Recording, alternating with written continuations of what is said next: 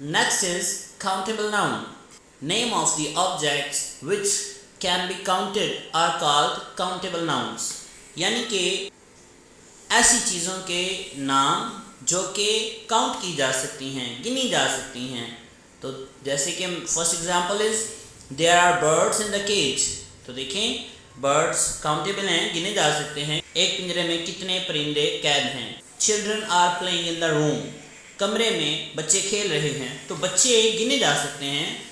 Children are countable. I have 8 books in my satchel. देखिए books भी countable हैं, किताबों को गिना जा सकता है कि एक बैग में, एक बस्ते में कितनी किताबें मौजूद हैं। Next is uncountable noun. Uncountable noun is exact opponent of countable noun. Name of the objects which cannot be counted are called uncountable nouns. For example, milk, love, water, help, iron.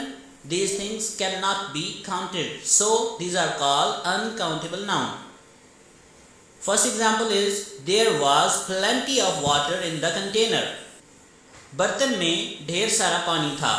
अब उस पानी को हम count नहीं कर सकते हैं कि how many drops of water were there in the container, कि कंटेनर में कितने कतरे पानी था।